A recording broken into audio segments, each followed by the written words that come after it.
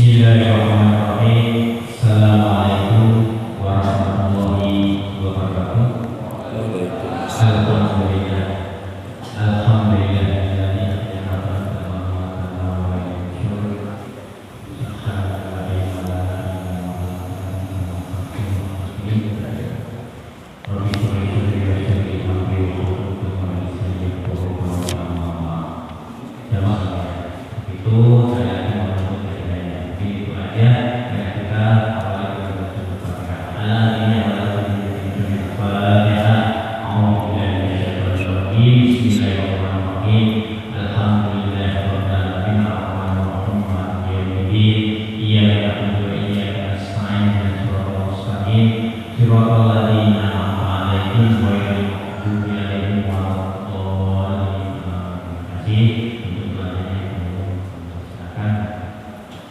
Bismillahirrahmanirrahim.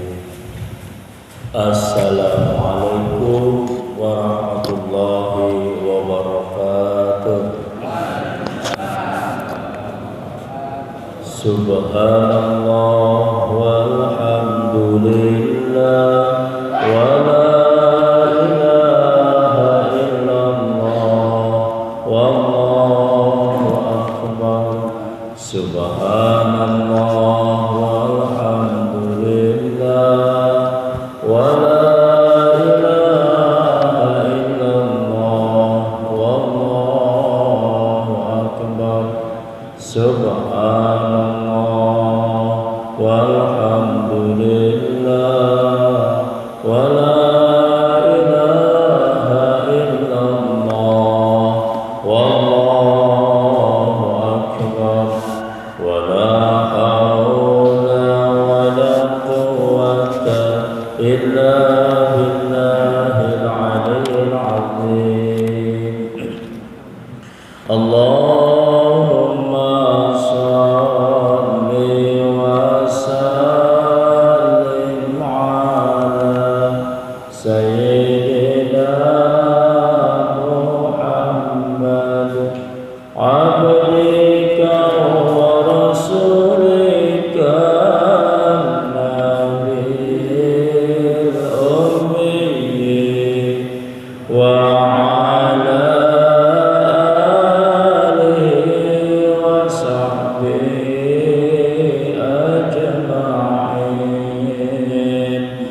Allahumma salli wa sallim ala sayyidina Muhammad abdika wa rasulika nabiyil ummi wa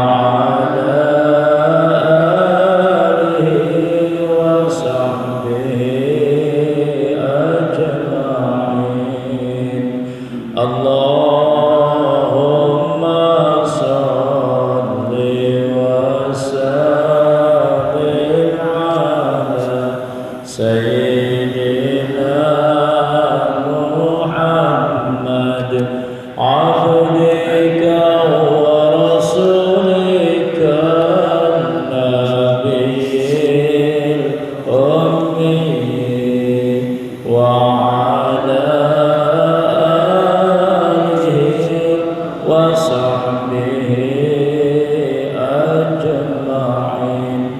Allahumma salli wa sallim wa barik alaihi. Alhamdulillahi rabbil alamin wa bihi nasta'inu ala umuri dunya waddin wassalatu wassalamu ala ashrafil anbiya'i wal mursalin Sayyidina wa habibina wa maulana Muhammadin wa ala alihi wa sahbihi ajma'in, amma ba'du. Allahumma bika asbahna wa bika amsayna wa bika nahya wa bika namut wa ilaikal masir. Asbahna ala fitrati kalimatul Islam wa kalimatul ikhlas wa ala dini nabiyyina Muhammadin sallallahu alaihi wasallam wa ala millati abina Ibrahim hanifa wa ma kana minal musyrikin. Allahumma aftah lana hikmataka wa anshur alaina rahmataka min khazaini rahmatika ya arhamar rahimin. Amin ya Allah ya rabbal alamin. Ikhwah fillah, hadirin jamaah Masjid Al-Ghuraba yang pasti dimuliakan oleh Allah Subhanahu wa taala. Harus yakin ya Pak ya. Jangan lagi mudah-mudahan mendapatkan rahmat, pasti mendapat rahmat dari Allah Subhanahu wa taala. Alhamdulillah, kita bersyukur kehadiran Allah. Kita memuji Allah. Kita memuja Allah, menghambakan diri hanya kepada Allah. Tanda syukur akan nikmat yang telah Allah berikan kepada kita. Jadi orang yang beriman, Islam dan ihsan dalam syariat yang kita amalkan semata-mata biidznillah, dengan izin Allah Subhanahu wa taala, yang akan menghantarkan kita pada tempat yang mulia di sisi Allah sebesar ukuran ketakwaan kita kepada Allah Subhanahu wa taala. Shalawat serta salam semoga senantiasa tercurah bagi junjungan alam Rasulullah Muhammad sallallahu alaihi wasallam, yang sama-sama kita harapkan, kita rindukan syafaatnya, pembelaannya, kesaksiannya di hadapan Allah Subhanahu wa ta'ala. Amin ya Allah ya rabbal alamin. Jamaah rahimakumullah, jika ada hal yang mau disampaikan, ditanyakan, dipersilahkan. Ya, silakan. Kalau ada yang ingin bertanya, salam yang tadi disampaikan Pak Ustaz, waktu dan terima kasih. Mungkin Pak Devi juga masih baca Pak Devi ya.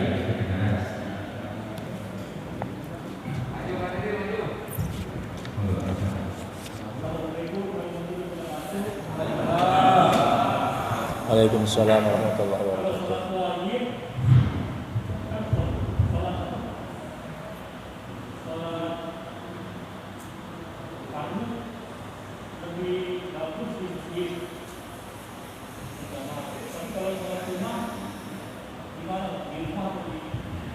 Ya. Langsung aja Pak ya. Sholat sunnah itu ada sholat sunnah rawatib. Sholat sunnah rawatib itu sholat sunnah yang mengiringi sholat fardu, maka tempatnya di masjid. Ya, sholat sunnah rawatib. Sholat fardu itu bagi orang soleh utamanya di masjid. Bagi orang yang solehah utamanya di rumah. Paham ya Pak ya? Bagi orang yang soleh, sholat wajib utamanya di masjid. Bagi orang yang solehah utamanya di rumah. Bagi laki-laki soleh di masjid, perempuan solehah di rumah lebih utama. Kenapa? Menjaga kehormatan. Tapi kata Rasul, jangan engkau larang kalau ada wanita yang akan sholat fardu di masjid. Yang kedua, Rasul perintahkan kepada kita, perbanyaklah ya sholat sunnah di rumahmu. Banyak tuh ya, sholat apa aja, tapi jangan ngarang-ngarang, mengkait-kaitkan. Yang tak terbatas sholat sunnah mutlak, gak ada batasan jumlah rakaatnya mau berapa banyak. Innallaha, sesungguhnya Allah, kan begitu, tidak akan pernah bosan ya, menerima amal ibadahmu sampai engkau sendiri yang merasa bosan ya. Jadi itu Pak, kalau untuk perempuan utamanya di rumah. Yang rawatib, yang mengiringi sholat fardu ya di masjid bagi orang laki-laki. Berarti apa? Sholat wajibnya pun utamanya di masjid ya. Kemudian ada satu contoh Pak, ada tambahan. Pernah nggak Bapak berdoa, ya Allah berikanlah kepadaku rezeki yang pas-pasan? Pernah nggak Pak? Belum. Tapi kepengen ngamalin nggak? Kepengen. Enggak minta aja udah pas-pas aja Pak. Ini doa yang dibaca oleh Rasulullah SAW terkait dengan masalah rezeki Pak. Ya, luar biasa. Saya ketika baca hadis ini saya nangis Pak. Air mata menetes, ya Allah. Ya. Kan Rasul itu kalau tidur alasnya itu kan tidak nyaman, sampai terlihat bekas-bekas di punggungnya, bekas tikarnya Rasul itu membekas di punggung, tandanya nggak nyaman, ya. Sampai ya para sahabat pun ingin ya mendoakan agar Rasul mendapatkan tempat tidur yang nyaman. Ingin memfasilitasi lah kira-kira gitu ya. Ingin minta kepada Allah agar difasilitasi. Ya. Ini Abdullah bin Mas'ud yang menceritakan hal seperti itu. Rasul mengatakan tidak, apalah artinya aku ya, di hadapan Allah Subhanahu wa taala. Dan Rasul mencontohkan satu doa. Ya, doanya begini. Allahumma ja'al rizqa ali Muhammadin kafafan. Allahumma rizqa ali Muhammadin kafafan. Ya Allah, berikanlah rizki kepada keluarga Muhammad sallallahu alaihi wasallam kafafan, pas-pasan. Ya, saya ingat Pak, waktu saya meninggalkan pondok juga kata Pak Kiai itu, rizki yang bagus itu bukan yang lebih. Terkadang yang lebih itu menggelincirkan kita, melalaikan kita, juga bukan yang kurang, tapi yang pas-pasan. Kemudian ketika saya bengong, beliau senyum. Ya, maksudnya gini, pas butuh mobil ada, gitu ya. Pas butuh rumah ada. Walaupun mungkin bukan punya kita, yang penting pas butuh ada dan bisa kita nikmati. Ya. Kenapa? Karena saya nangis Pak. Saya waktu mondok senang nyuci mobil dinas Pak Kiai. Ini mobil nggak ada yang ngerawat. Mobilnya apa mewah? Tidak. Padahal posisi beliau ketika itu sudah rektor juga, ya, guru besar juga, orang penting juga. Mobilnya apa Pak? Mobil mini cab. Tahu mini cab Pak? Mitsubishi mini cab yang 500 cc itu. Ya. Disimpan di bawah pohon, berlumut, berjamur, kehujanan, kepanasan, itu mobil pondok. Inventaris buat kiai pondok. Ya, disiapkan seperti itu. Saya sambil ngelapin, nangis, ya Allah, pakai mobilnya gitu ya. Sampai saya punya cita-cita dan dikabul oleh Allah. Saya kepengen punya mobil pertama yang seperti ini. Dikabul betul. Pertama mobil saya itu mini cab itu. Lalu saya senyum ingat Pak Kiai. Gitu. Beliau tahu disenyum. Yang penting pas kita butuh ada. Ya. Ini artinya bahwa harusnya kita khawatir. Ya. Kalau Allah kasih lebih, khawatir melalaikan kita dari Allah Subhanahu wa taala. Jadi perkara sholat yang tadi jelas Pak ya. Yang utama bagi bapak-bapak sholat berjamaah di masjid. Bahkan dikatakan la sholata li jaril masjidi illa fil masjid. Ada yang mengartikan, baca dalam kitab tata cara sholat menurut sunnah Rasulullah, ada keterangan itu la sholata li jaril masjidi illa fil masjidi. Ada yang mengartikan tidak sah, Ada mengartikan tidak sempurna sholat orang yang bertetangga dengan masjid. Pak Haji tuh ya, yang hanya sekitar masjid, kecuali di masjid. Ya Pak ya. Kata tetangga itu apa alat ukurnya? Yang dengar suara azan tanpa speaker, nah, itu udah tetangga tuh. Ya, tetangga masjid. Kalau beli pakai speaker, jauh kemana-mana, repot urusan itu. Ya, nah, jadi kita diingatkan, datanglah ke masjid yang terdekat, yang bisa kita jangkau. Jangan lewati Pak, jangan dilewati, karena Allah akan menghitung sebanyak langkah kaki kita. Masjid yang terdekat kita lewati, nanti fitnah munculnya, ya fitnah munculnya. Ini orang apa sih alirannya, nggak mau sholat di sini, suka begitu tuh muncul, ya. Nah, itu kadang-kadang kita suka ngitung-ngitung berapa banyak langkah. Kalau ukurannya berapa banyak langkah, ya nggak usah panjang-panjang langkahnya Pak, kecil-kecil aja gitu biar banyak. Artinya apa sih sesungguhnya? Kesungguhan kita mendatangi, ya, itu jadi ukuran, jadi perhitungan di sisi Allah. Kalau kita ngitungnya kayak ngitung matematis, gitu ya. Nah, itu. Jadi kalau kita bertetangga dengan masjid, maka usahakan maksimal sholat berjamaah di masjid bagi laki-laki. Jadilah laki-laki yang soleh, jangan jadi laki-laki yang solehah itu, Pak ya.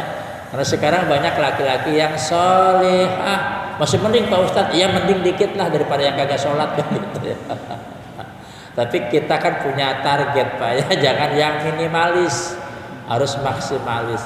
Rumah boleh minimalis, tapi ibadah harus maksimalis. Maksimal Pak ya.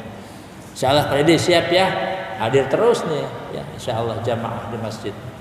Silakan yang lain. Ya silakan. Waalaikumsalam warahmatullahi wabarakatuh.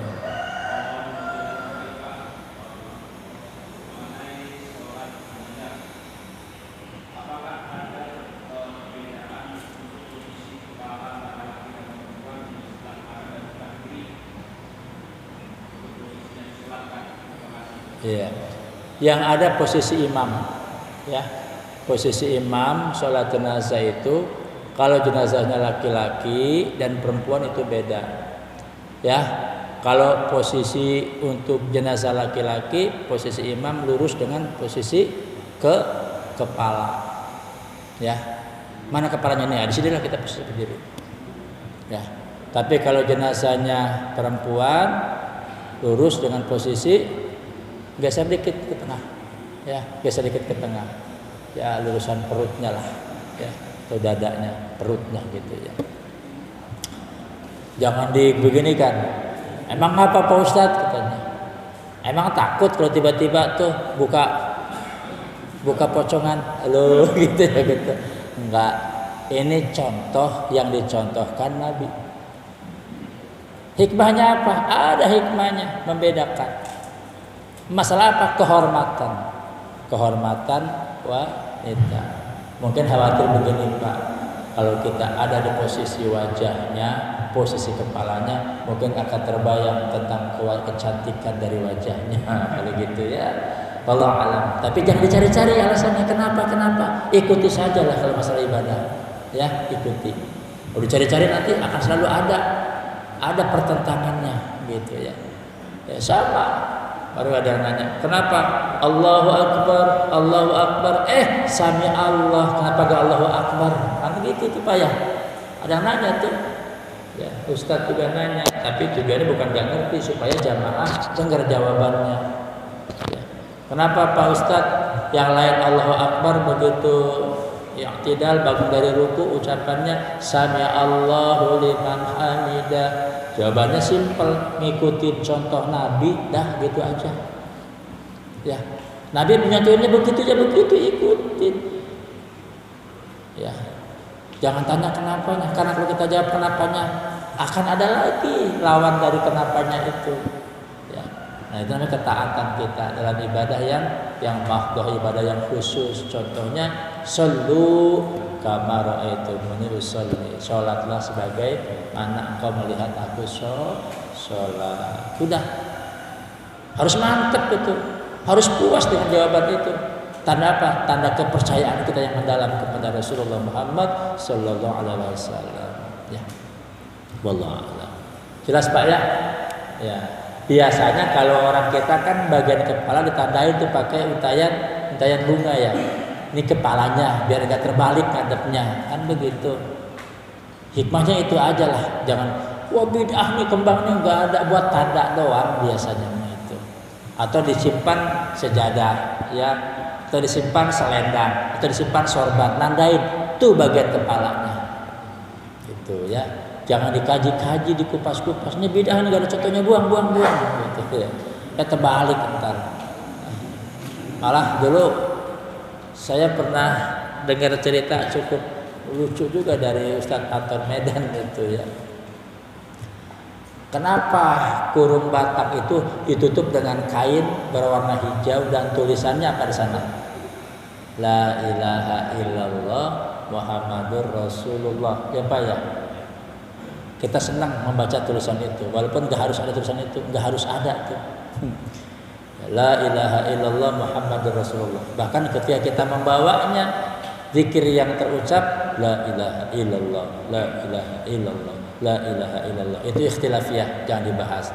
Tapi yang menarik contohnya adalah kadang-kadang kita bisa baca, kita nggak ngerti, kita senang dengan tulisannya, nggak ngerti dengan maknanya.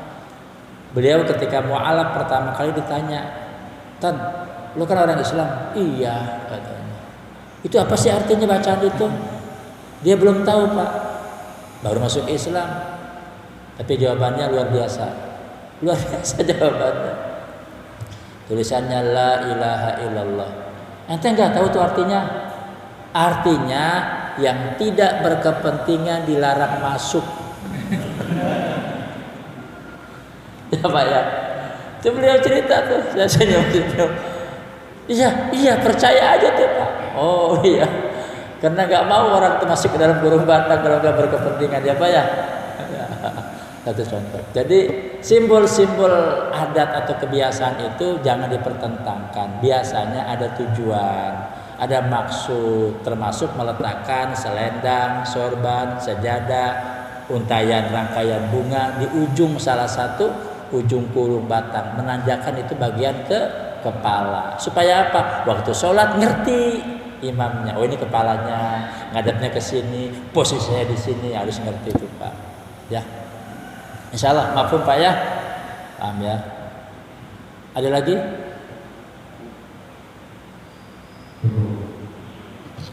Mungkin kajian kita kali ini sampai selanjutnya.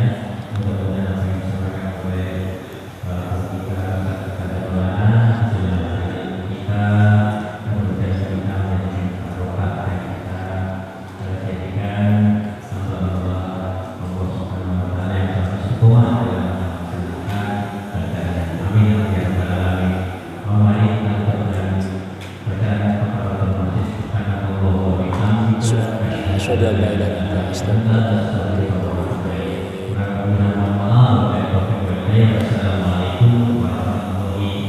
Waalaikumsalam warahmatullahi wabarakatuh.